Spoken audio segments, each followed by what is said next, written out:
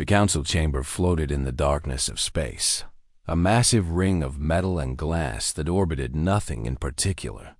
It was neutral ground, built centuries ago when the galaxy's civilizations realized they needed a place to talk instead of fight. Today, the chamber was full. Representatives from 40 different species sat in their designated sections, their bodies ranging from massive crystalline beings to small furry creatures that needed floating platforms to see over their desks. Ambassador Hyan stood quietly in the human section, his hands clasped behind his back. He was a tall man with graying hair and eyes that had seen too much in too short a time. Next to him sat Admiral Deho, broader and harder, wearing a simple military uniform that looked plain compared to the elaborate dress of other species representatives. Behind them, young Mireille adjusted her translation device nervously. This was her first galactic assembly. At the center of the chamber, Council Prime Vector rose from his seat. He was reptilian, with scales that shifted from green to blue depending on the light. His species had led the council for 3 generations, known for their patience and wisdom. Today, his voice carried no warmth. "We gathered to address a matter of great concern," Vector began, his words translated instantly into 40 languages. 6 months ago, the Kalthari Empire launched what they deemed a standard integration operation against the planet Earth. They sent 10,000 warships. They sent 2 million soldiers. They expected to achieve surrender within 3 planetary rotations. A murmur ran through the chamber. Everyone knew what came next. Instead, Vector continued, they lost 82% of their fleet. 90% of their ground forces never returned home. The operation was a complete failure. He turned his large eyes toward a section where insectoid figures sat rigid in their seats. "Commander Raxel, please present your report." The Kalthari commander moved to the speaking platform with jerky, mechanical movements. His species communicated through clicking sounds, but the translation came through clear enough. He was scared. Everyone in the chamber could see it in the way his antenna trembled. "We followed standard protocol," Raxel said. "Our intelligence indicated a primitive civilization. Single planet. No space stations.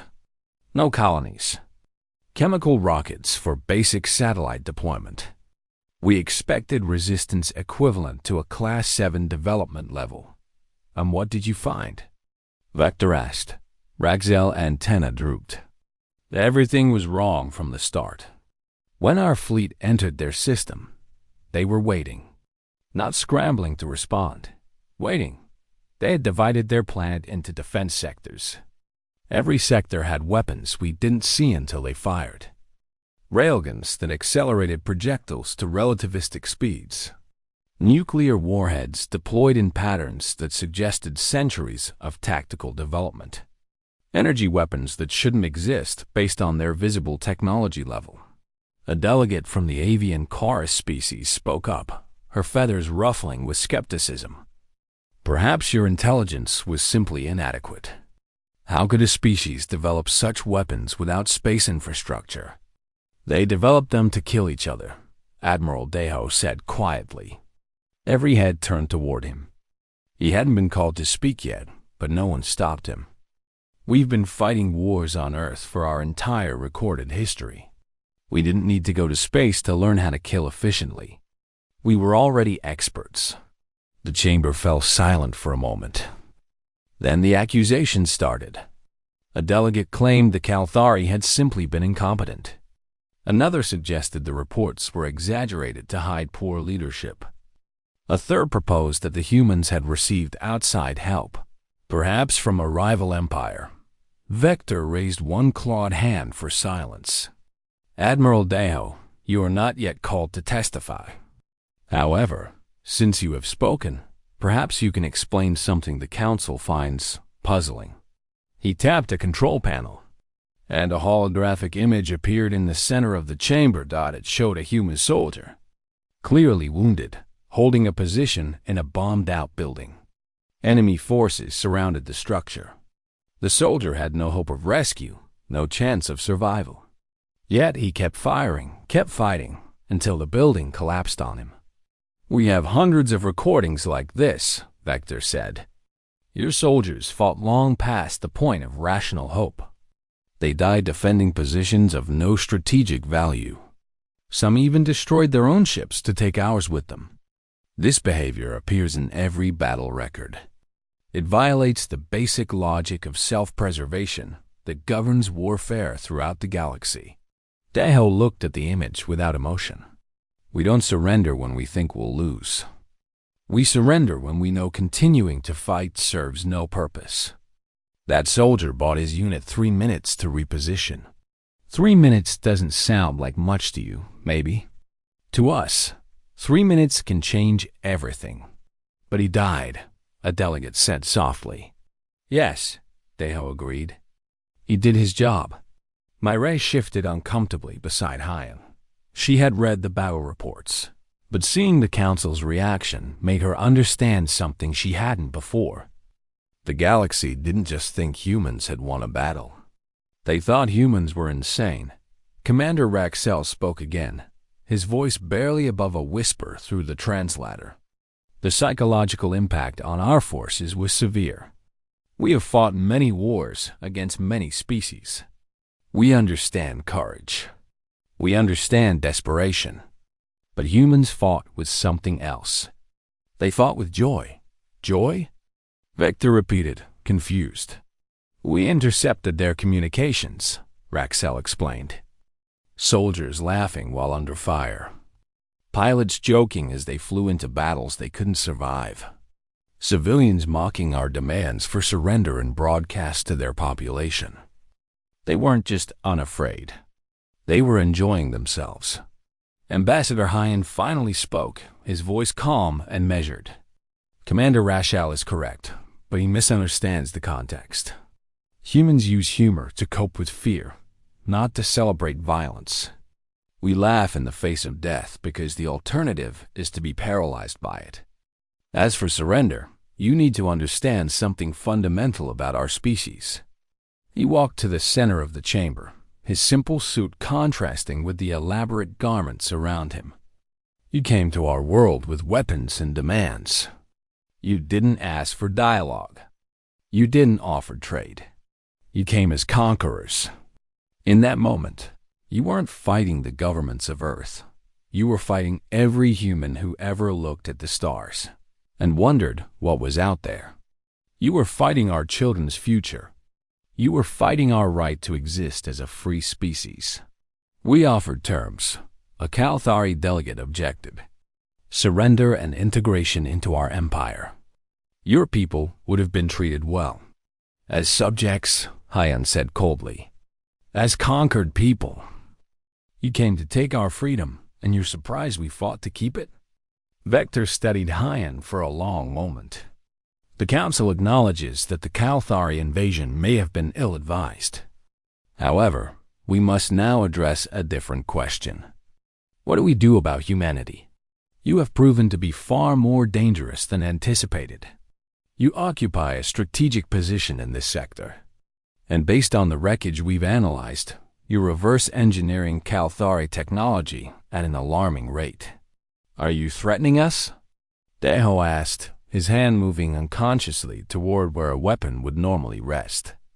"We are trying to understand you," Vector replied. "This council will conduct a full inquiry. We will examine how your species developed, why you fight the way you do, and whether you pose a threat to galactic stability. Cooperation is advised." Hyan nodded slowly. "We'll answer your questions. But understand something, Council Prime. We didn't ask to be discovered. We didn't ask to be invaded. We were content to develop at our own pace, to reach the stars on our own terms. You forced first contact at gunpoint. Whatever consequences follow from that decision, they're yours to own, not ours." The session ended shortly after, but no one felt satisfied. The Council had more questions than answers. The humans had defended themselves successfully, But now they faced judgment from an entire galaxy. And somewhere in the space between Earth and the Council Station, ships from a dozen different species watched and waited, wondering if humanity would prove to be the galaxy's newest ally or its greatest threat. The inquiry committee met in a smaller chamber, one designed for detailed analysis rather than grand speeches. Holographic displays covered the walls, each one showing different data streams from the failed invasion. Ambassador Hyan and Admiral Deho sat on one side of a long table. Across from them, 5 council members from different species studied screens and whispered among themselves. Council Prime Vector activated the display. We will begin by examining Earth's development history. Archivist Jinho, please step forward. A younger human entered the room, carrying what looked like an ancient book bound in leather. Jinho had the careful manner of someone who spent more time with records than people. He placed the book on the table with surprising gentleness. This is a history of human warfare, Jinho explained. Written 3,000 years ago. It's one of hundreds of such texts. While most species in this galaxy unified before developing advanced technology, humans did the opposite. We weaponized everything first. He opened the book, and holographic images appeared above the pages. Ancient battles. Primitive weapons. Humans fighting humans with spears and swords and fire. We have been at war with ourselves for our entire recorded history, Jinho continued. Different nations, different tribes, different ideologies. We developed tactics and strategies not against alien invaders, but against other humans who thought exactly like us. We learned to predict our enemies because our enemies were us. One of the committee members, a being made of something that looked like living crystal, spoke through a translator. This explains your strategic sophistication, but not your weapons technology. Our analysis shows your railguns are more efficient than ours, despite your planet having inferior manufacturing capabilities. May I? A woman's voice came from the doorway. Tech analyst Swa entered, carrying a small case. She was short, with quick movements and eyes that never stopped analyzing everything around her. She opened the case and pulled out what looked like a simple metal rod. This is a railgun projectile, Swa said. It's a piece of metal. That's all. No expensive materials. No complex manufacturing. Just tungsten shaped into a penetrator. We accelerate it using electromagnetic force to a significant fraction of light speed. The energy comes from capacitors. The guidance is basic. The entire weapon costs less than one of your fighter craft, but it can punch through your capital ship armor. She pulled out another object, this one more complex. This is a nuclear warhead. The physics are over a century old for us. We developed it during one of our many wars against ourselves. Your species spent resources developing energy shields and exotic weapons. We asked a simpler question. What kills most efficiently for the least cost? The committee members looked uncomfortable. One of them, an insectoid similar to Commander Raxel, but from a different empire, clicked his mandibles. You designed weapons specifically to maximize death? Yes, Swa answered without hesitation. Because when you're fighting for survival, efficiency matters more than elegance. Our planet has limited resources. We couldn't afford to build elaborate weapons. We had to build weapons that worked. Vector gestured to the main display. Let us review the battle footage. The room darkened, and the holographic displays came to life with scenes from the invasion. The committee watched as human pilots and outdated fighters engaged Kalthari warships. The humans were outmatched in every category: speed, armor, weapons range. Yet they kept fighting. In one scene, a human fighter's weapons ran out of ammunition. Instead of retreating, the pilot accelerated directly into a Kalthari destroyer. The impact barely damaged the larger ship, but it disrupted its shields long enough for other human vessels to target it effectively. "Pause there," one committee member said. The image froze. That pilot committed suicide for minimal tactical advantage. Admiral Deho spoke up. That pilot saved 17 other fighters and disabled a ship that had already destroyed an entire squadron. In context, it was a good trade. A good trade? The committee member repeated, shocked. "He died." "Yes," Deho said simply. He knew what he was doing. We train our pilots to understand mathematics. One destroyer costs more than one fighter. One destroyer can kill dozens of fighters if left operational. The equation was simple. Another scene played. Ground forces this time. Human soldiers defending a city that had already been evacuated. The Kalthari outnumbered them 50-1. The humans had taken positions in buildings that were already collapsing from orbital bombardment. They should have surrendered. Instead, they fought for 3 days. Where were their survival instincts? A committee member asked, genuine confusion in her voice. Archivist Jinho answered. Humanity's survival instinct operates at different levels. Individual humans can sacrifice themselves for family. Families can sacrifice themselves for communities. Communities can sacrifice themselves for nations. And all humans will sacrifice themselves for the species. Those soldiers knew they were buying time. Every hour they held that position was another hour for Earth factories to build more weapons. For our scientists to analyze captured Kalthari technology. For our command to reposition forces. The footage continued. The committee watched Kalthari forces advancing through the city, taking it building by building. Then, when the last humans were finally cornered with no ammunition left, the entire sector detonated. The humans had mined the whole area with nuclear weapons. They destroyed their own city? Someone asked. We destroyed a city that was already lost, Deho corrected. And we took 4,000 enemy soldiers with it. Again, the mathematics was simple. Fleetmaster Gorvan, who had been quietly observing, finally spoke. He was an older being from a species known for their military expertise. I fought in the orbital battle above Earth. I watched your vessels engage ours. What disturbed me most was not your tactics or your weapons. It was your communications. He activated a new display. Audio recordings played, translated from dozens of human languages. Pilots calling out targets. Soldiers coordinating attacks. And mixed in with all of it, jokes, laughter, casual conversation as if they were discussing the weather rather than fighting for their lives. One recording stood out. A human pilot whose fighter had been crippled, life support failing, still trying to guide his vessel into an enemy formation. His last words, translated, "Well, this isn't how I planned to spend my Tuesday." Tuesday? Vector asked. A day of the week, Hyan explained. The pilot was making a joke about having a bad day. Gorvan shook his head slowly. I have fought in 17 major conflicts across my career. I have seen courage. I have seen desperation.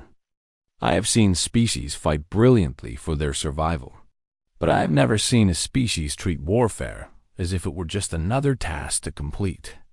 Your soldiers weren't heroic in the traditional sense. They were professional. They did their jobs, even when their jobs meant dying. He pulled up casualty statistics. Human losses had been enormous. 3 million military personnel killed. 12 million civilians dead from orbital bombardment and ground fighting. Entire cities reduced to rubble. These numbers should have broken your species' will to fight, Gorvan said. Instead, your broadcast to your population framed these losses as acceptable casualties. Your leaders told your people that you were winning because the enemy was losing more than you were. How could you call that winning? Because we were still fighting, Deho answered. Because every day the invasion continued was another day we survived. Because we made it cost so much that eventually you had to leave. Jinho pulled up another set of records. The committee should understand that this wasn't even the bloodiest war in our history. 70 years ago, we fought a global conflict that killed 60 million humans. We rebuilt. 50 years before that, another war killed 40 million. We rebuilt again. We have entire academic disciplines devoted to studying warfare. We write poetry about it. We make art about it. We tell our children stories about it. That's horrifying, someone whispered. That's history, Jinho replied. When the Kalthari invaded, they thought they were fighting a primitive species. They were actually fighting a species that had been practicing warfare for 10,000 years. Every tactic in our database was learned from fighting ourselves. Every strategy was tested in blood. We didn't need to learn how to wage war. We already knew. Swa brought up technical schematics. In the 6 months since the invasion ended, we've reverse-engineered 40% of the Kalthari technology we captured. We now understand the basics of your faster-than-light systems. We've improved the efficiency of our railguns by 20%. We've developed countermeasures for the weapons you used against us. And we've done all this while rebuilding our cities and caring for our wounded. The committee sat in silence, processing what they had heard. Finally, Vector spoke. This council must understand something beyond tactics and technology. We need to understand why you fight this way. Why individual humans will sacrifice themselves so readily. Why your species treats death as just another part of the equation. Tomorrow, we will hear from your philosophers and psychologists. We will try to understand what makes humanity so willing to embrace violence. As the session ended, Gorvan approached Admiral Deho privately. I want you to know, he said quietly, that I respect what your species accomplished. But I also... The philosophical debate chamber was different from the military briefing rooms. It had softer lighting, comfortable seating arranged in a circle, and walls that displayed calming images of various species' homeworlds. The council had designed this space for difficult conversations about culture and psychology. Professor Taiyang entered quietly and took his seat. He was older than the other human representatives, with white hair and gentle eyes that had spent decades studying human behavior. He carried no weapons, no military bearing, just a worn leather bag filled with books and data tablets. Across from him, the committee members settled into their seats, some looking curious, others visibly uncomfortable. Council Prime Vector began.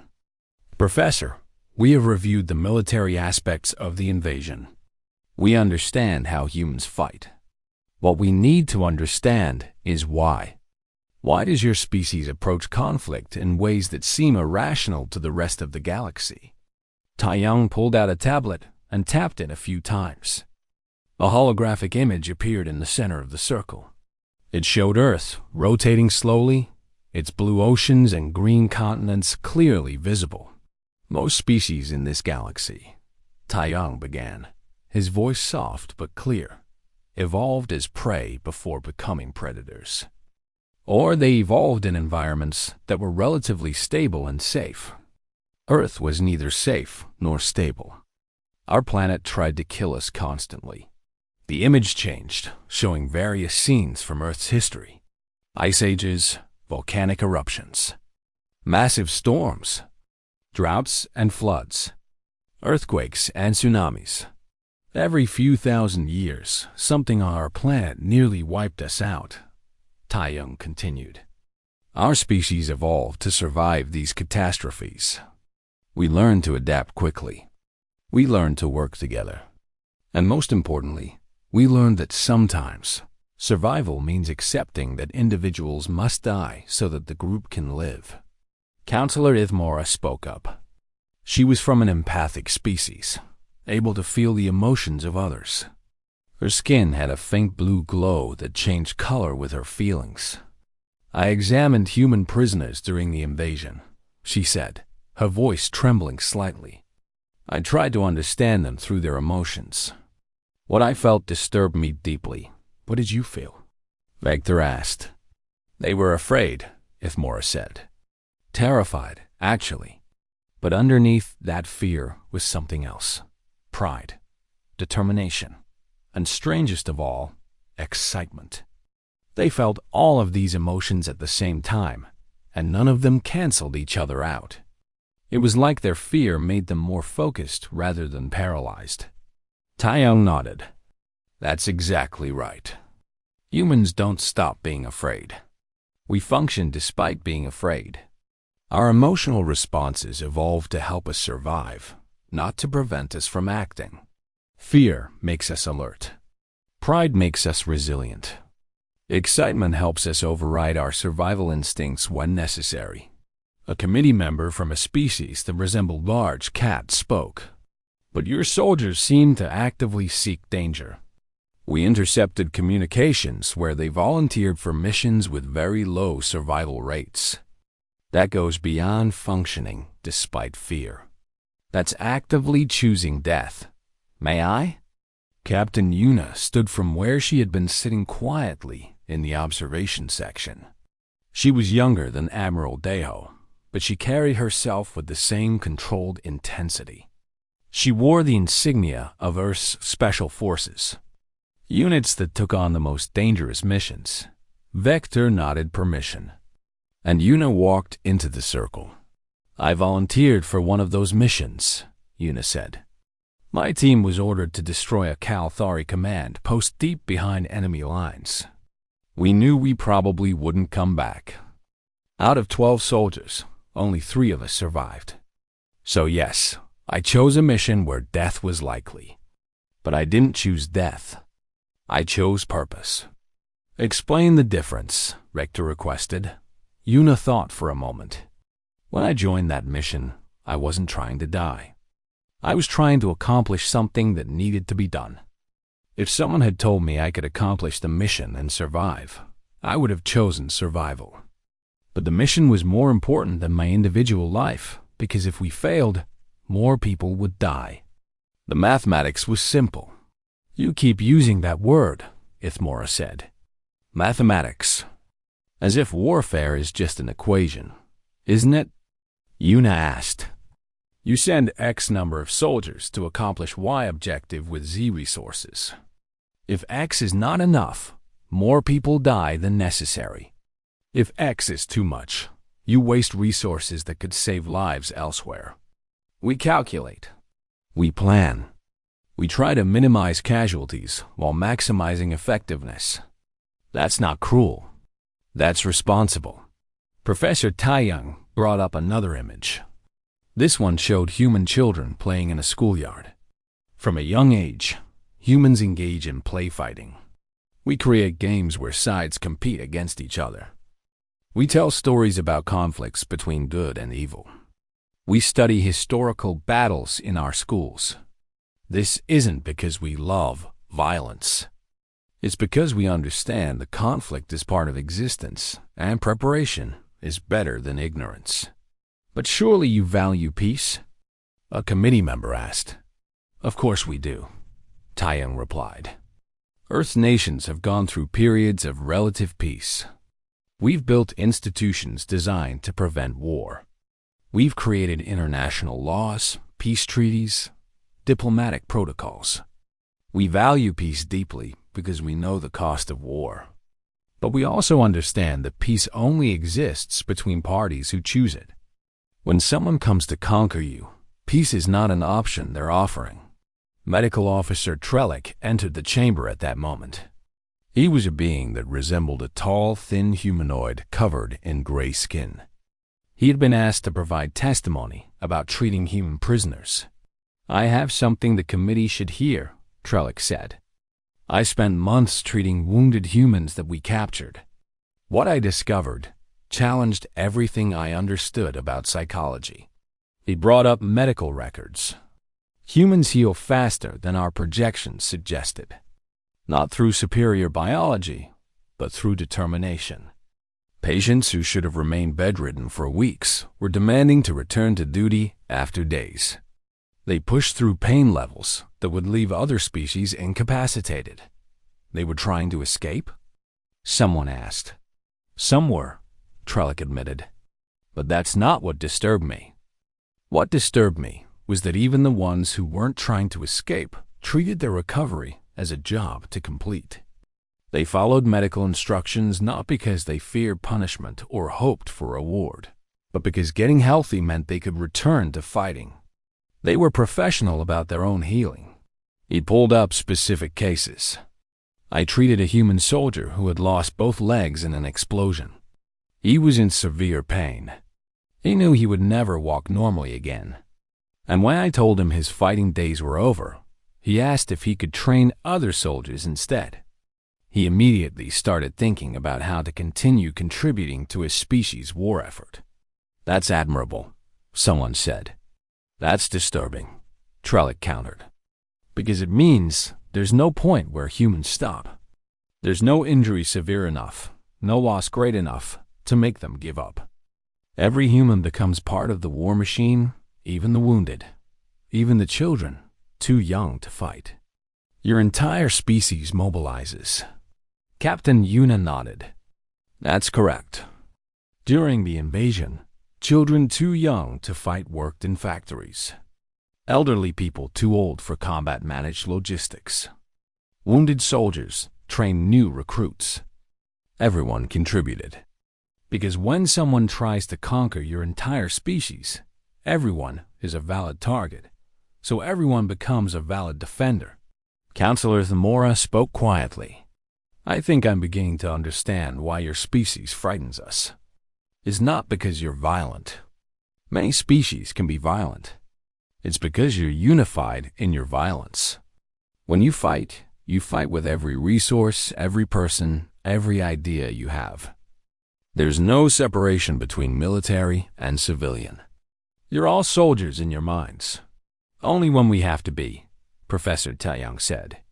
In peacetime, we're farmers and teachers and artists and scientists. We build beautiful things. We create music and literature. We fall in love and raise families. But when someone threatens our existence, yes, we become soldiers. All of us. Because the alternative is extinction. Vector looked around the chamber. The committee needs to view Earth directly. We need to see your civilization in its current state, not just through battle reports and testimony. A live feed appeared, showing various locations on Earth. Cities being rebuilt. Factories producing both civilian goods and military equipment. Schools where children learn mathematics and science alongside tactical thinking. Hospitals full of wounded soldiers being treated. And everywhere, humans working with focused intensity. One image showed a memorial wall covered with names. Millions of names. The dead from the invasion. How do you process this much loss? Ithmora asked, her voice breaking slightly. How do you continue after losing so many? Ambassador Hyan, who had been silent until now, finally spoke. We grieve. We honor our dead. We remember their names and tell their stories. And then we continue living because that's what they died to protect. If we gave up, if we surrendered to despair, their sacrifice would be meaningless. So we rebuild. We heal. We prepare. And we make sure their deaths weren't in vain. The chamber fell silent for a long moment. Finally, Vector spoke. This council understands your species better now, though that understanding brings no comfort. You are not evil. You are not mindlessly violent. You are simply adapted for survival in ways that make you dangerous to everyone around you, including. The committee's findings spread through the galaxy like ripples in water. Within days, every major civilization knew the details of humanity's defense against the Kalthari invasion. The response varied wildly. Some species saw potential allies. Others saw an existential threat. Most simply wanted to forget that humans existed. General Dong Hyun stood on the observation deck of Moonbase Armstrong, looking down at Earth below. The planet still showed scars from the invasion. Brown patches where cities had burned. Gray areas where nuclear weapons had detonated. But even from orbit, he could see the rebuilding. Construction lights dotted the surface like stars dot behind him. The committee members materialized as holograms. They had requested this meeting to see Earth's current military status. Dong-Yun turned to face them, his military uniform crisp despite the long hours he had been working. "General," Council Prime Vector began, "we need to understand Earth's current defensive posture. Our sensors detect significant military construction throughout your solar system." Dong-Hyun gestured to the viewport. "Follow me." He led them through the base, his boots clicking on metal floors. Moonbase Armstrong had existed before the invasion, a small research station with a population of 50. Now it housed 50,000 personnel and bristled with weapons. This base was a scientific facility 6 months ago, Dong-Yun explained. "We've converted it into a military fortress. We have similar installations on Mars, in the asteroid belt, and on 3 of Jupiter's moons. We're building more every day." The holographic committee members followed him to a command center. Screens covered the walls, showing real-time data from across the solar system. Fleet positions, weapon placements, supply lines, resource extraction operations. "We've mobilized our entire species," Dong-Yun continued. 40% of our global economy is now dedicated to defense. Every nation on Earth has contributed resources. We've implemented a draft system that includes every able-bodied human between the ages of 18 and 50. Even those too old or young for combat are working in support roles. "This level of militarization is unsustainable," one committee member said. "You're right," Dong-Yun agreed. "We can't maintain this forever. But we don't need forever. We just need enough time to ensure that no one can do to us what the Kalthari tried to do." He pulled up tactical displays. "We've divided our defensive strategy into 3 layers. The outer layer consists of automated weapons platforms positioned at the edge of our solar system. They're designed to detect and engage incoming fleets while our main forces mobilize. The middle layer includes our mobile fleet, which is currently being expanded from 300 ships to 3,000. The inner layer is Earth itself, now fortified with enough weapons to turn the entire planet into a death trap for any landing force." Vector studied the displays carefully. "You're preparing for another invasion. We're preparing to make sure another invasion never succeeds," Dong-Yun corrected. "You've united us, Council Prime. Before your empire attacked, Earth was divided into 200 nations. We competed with each other. We argued over resources and ideology. Now we're one unified government with one unified purpose: ensure our species' survival." Ambassador Jiho entered the command center at that moment. She was younger than Ambassador Hyan, with an optimistic energy that contrasted with the military atmosphere. She carried data tablets filled with information about Earth's non-military achievements.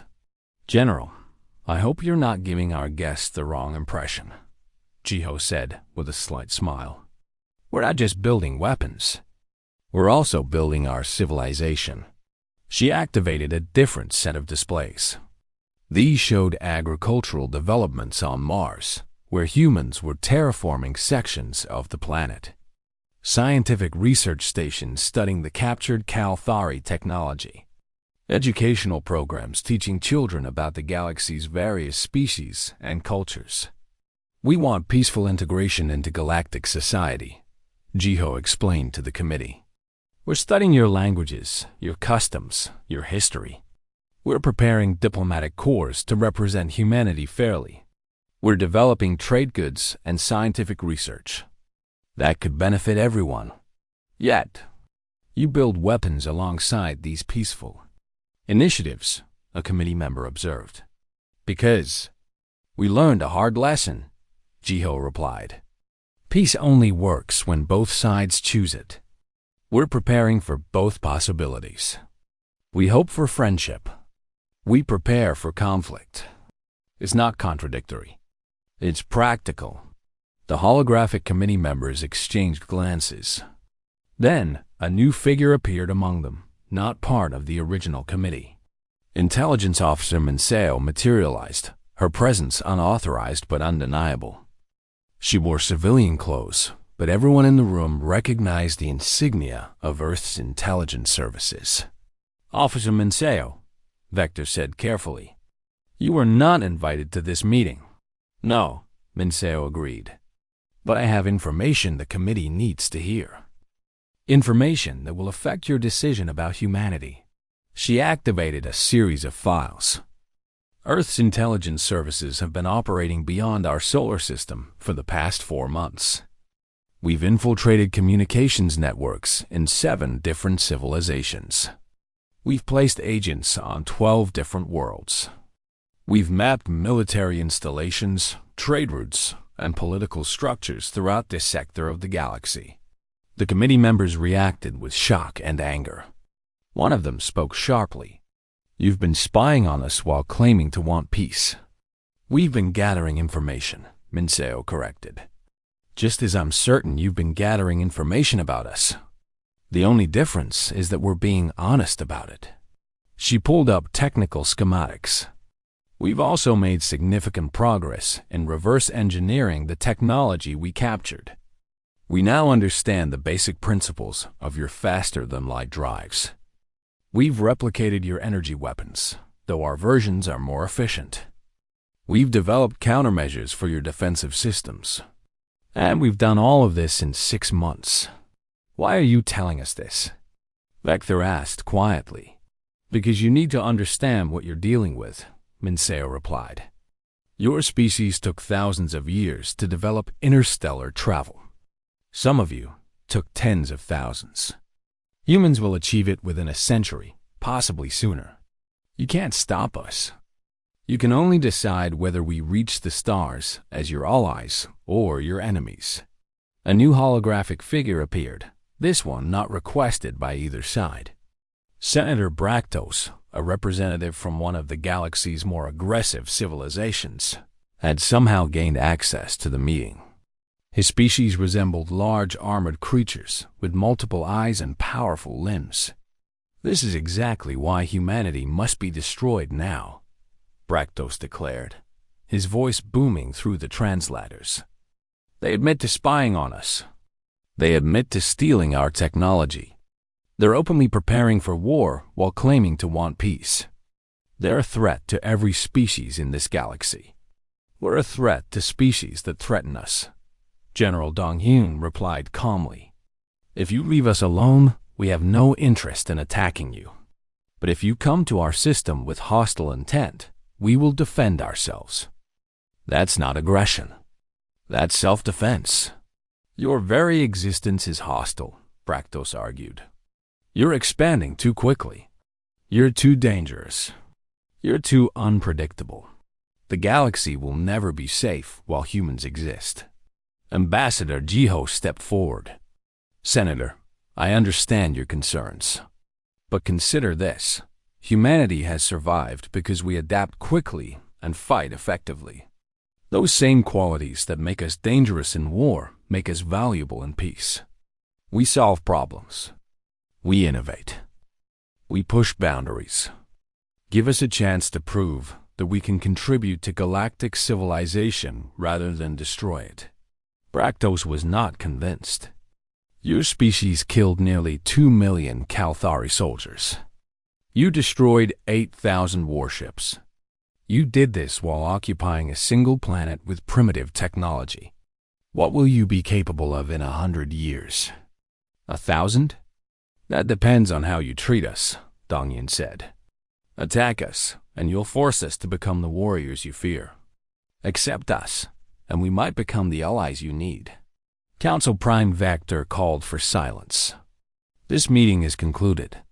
The committee will deliberate on what we've learned. Senator Bractos, your faction's concerns are noted. Ambassador Jiho, General Dong-Yun, Officer Minseo, thank you for your candor, even when it was unwelcome. The holograms began to fade, but Vector remained for a moment longer. General, one final question. If the Council decides that humanity must be contained by force, will you surrender to avoid further bloodshed? Dong-Hyun met his eyes without flinching. No, we'll fight. And even if you win, it will cost you so dearly that every other species in the galaxy will know exactly how much humans are willing to sacrifice for freedom. That knowledge alone might prevent future conflicts. Vector nodded slowly. That's what I thought. That's what concerns me. After the holograms disappeared, Ambassador Jiho turned to General Dong-Hyun. Did we just make things better or worse? I don't know, Dong-Hyun admitted. But at least now they understand exactly what they're dealing with. No more illusions. No more underestimating us. They know what we are. And what are we? Jiho asked. Dong-Hyun looked back down at Earth, at the lights of cities being rebuilt, at the evidence of a species that refused to give up no matter the cost. We're survivors. That's all we've ever been. That's all we ever need to be. The council chamber was more crowded than it had been in decades. Every major civilization had sent representatives. Some came in person. Others appeared as holograms. But all of them were present for the decision that would shape the galaxy's future. 3 proposals lay before the council, each one representing a different path forward. The chamber's central display showed them clearly: total quarantine. Seal Earth's solar system with automated defense platforms. Nothing enters. Nothing leaves. Revisit the situation in 1,000 years. Preemptive strike. Assemble an overwhelming military force. Eliminate humanity before they become unstoppable. Estimated cost: 50,000 warships, 10 million soldiers. 40% casualty rate projected. Integration protocol. Offer humanity limited membership in the galactic community. Strict observation. Military restrictions. Gradual introduction to interstellar society. Council Prime Vector stood at the center, his scales reflecting the chamber's lights. Before we vote, the council has agreed to hear final testimony. Elder Historian Corden has requested to speak. An ancient being moved to the speaking platform. Corden belonged to one of the oldest spacefaring species, a civilization that had been exploring the galaxy for 50,000 years. His species resembled tall, thin creatures with too many joints in their limbs and eyes that saw across multiple spectrums. When he spoke, his voice carried the weight of millennia. I have studied galactic history for most of my very long life, Corden began. I have reviewed every first contact scenario in our recorded history. I have analyzed hundreds of civilizations and their integration into galactic society. And I have seen 7 species that showed characteristics similar to humanity. The chamber fell silent. No one had known about these other species. 3 of those 7 were destroyed preemptively, Corden continued. The galaxy decided they were too dangerous to exist. But dangerous species are resilient. Hidden colonies survived. Small populations escaped. Genetic samples were preserved. Eventually, all 3 species returned. It took centuries, sometimes millennia, but they came back. And when they did, they remembered who had tried to destroy them. He paused, letting that sink in. 4 other dangerous species were integrated despite significant concerns. 2 of them became valued members of galactic civilization. They contributed scientific advances, cultural insights, and military strength that benefited everyone. 1 remained neutral, neither helping nor hindering galactic development. And 1 attempted conquest before being contained through diplomatic and military pressure. So the odds are 50-50, someone said. Half become allies. Half become enemies. No, Corden corrected. The odds favor integration. Those who were destroyed eventually returned as enemies. Those who were integrated had a 50% chance of becoming allies, a 25% chance of remaining neutral, and only a 25% chance of becoming threats. Mathematically, integration is the logical choice. Senator Bractos rose from his seat, his armored body radiating hostility. Elder historian, your analysis ignores one crucial factor. None of those 7 species developed as rapidly as humanity.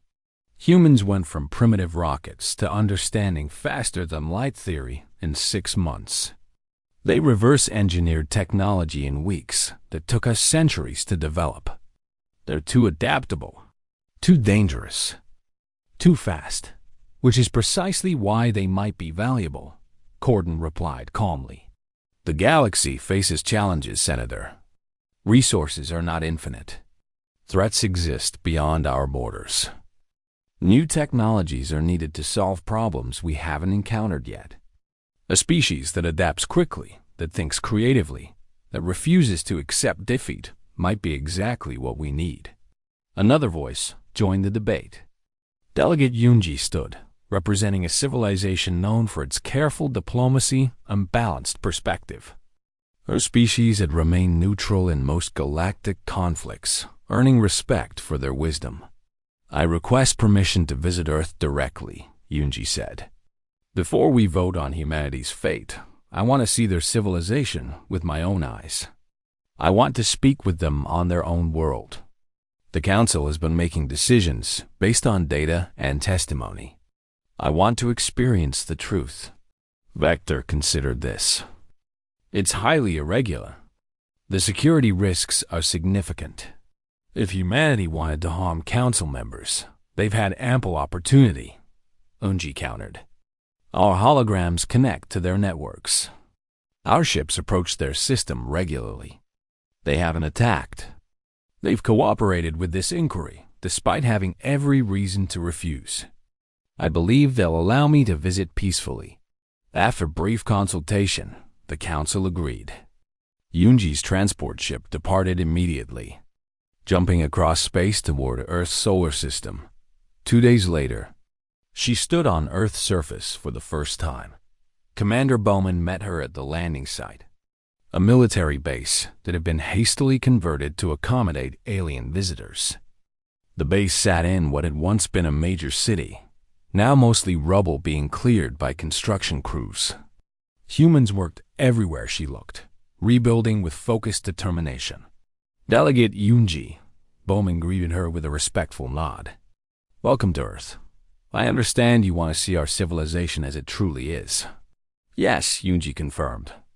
Show me everything. The military preparations that frighten the galaxy. The society that produces such determined warriors. I want to understand. Bowman led her through the base. She saw training facilities where soldiers practiced combat techniques. Factories where weapons were manufactured alongside medical equipment and construction materials. Command centers coordinating defensive networks across the entire solar system. We've prepared for war, Bowman admitted. We won't pretend otherwise. Every city has fortifications. Every citizen has basic military training. Every resource is cataloged and ready for mobilization. If the galaxy attacks us again, we'll be ready. And if the galaxy doesn't attack, Yunji asked, then all of this becomes unnecessary, Bowman replied. But we'd rather build defenses we never use than be unprepared when we need them. He took her to a memorial site, a vast wall covered with names. Millions of names. The dead from the invasion, carved into stone so they would never be forgotten. We honor our dead, Bowman explained quietly. Every one of them. We tell their stories. We remember their sacrifice. And we make sure their deaths meant something by building a future worth dying for. Unji studied the names, her translator slowly working through the different languages and scripts humans used. You lost so many. Yes, Bowman agreed. And if we have to, we'll lose many more. That's not bravado. That's just reality. We understand that survival sometimes requires sacrifice. We accept it. We prepare for it. We do everything possible to avoid it, but we don't pretend it's not a possibility. They visited a school next. Children learned mathematics and science alongside history and art. Yoonji noticed that the curriculum included basic strategic thinking and physical fitness, but it also emphasized diplomacy, cultural studies, and creative problem-solving. A young teacher explained, "We teach our children to think critically, to solve problems creatively, to understand that violence is sometimes necessary but never desirable. We want them to be capable of defending themselves, but we also want them to be capable of building peace." Yoonji met with civilians, factory workers, scientists, artists, medical personnel, politicians. Every one of them expressed the same basic philosophy. They wanted peace, but they would fight if necessary. They hoped for friendship with other species, but they wouldn't surrender their freedom to achieve it. One elderly woman, who had lost 3 children in the invasion, told Yoonji, "I don't hate your people. I don't hate the Kalthari who killed my children. But I will never forgive anyone who thinks they have the right to conquer us. We're not perfect. We're not saints. But we're free, and we'll die to stay that way." Finally, Bowman took Yoonji to a weapons development facility. Inside, she saw the doomsday devices that terrified the galaxy. Massive weapons capable of destroying entire fleets. Biological countermeasures that could target specific species. Kinetic bombardment systems that could crack planets. Nuclear arsenals that could render worlds uninhabitable. "If you attack us," Bowman said quietly, "we'll use every one of these weapons. Not because we want to, because we have to. You'll win eventually. Your numbers and technology will overwhelm us, but the cost will be so high that every species in the galaxy will remember. Humans are not worth the price." Yoonji felt something shift in her understanding. "You're not bluffing. You really would use these weapons?" "Yes," Bowman confirmed. "We'd prefer not to. We'd prefer peace. But if forced to choose between slavery and mutual destruction, we'll choose destruction every time. That's not insanity. That's dignity." They stood in silence for a moment. Then Yoonji spoke. "Take me somewhere else. Show me something that isn't about war." Bowman seemed surprised, but he nodded. He took her to an art museum that had survived the invasion. Inside, Yoonji saw paintings and sculptures created by humans throughout their history. Beautiful things. Terrible things. Images of war and peace, love and loss, hope and despair. "This is what we're fighting for," Bowman explained. "Not just survival, not just freedom, but the right to create beauty, the right to express ourselves, the right to be something more than warriors. We're capable of terrible violence, yes, but we're also capable of this.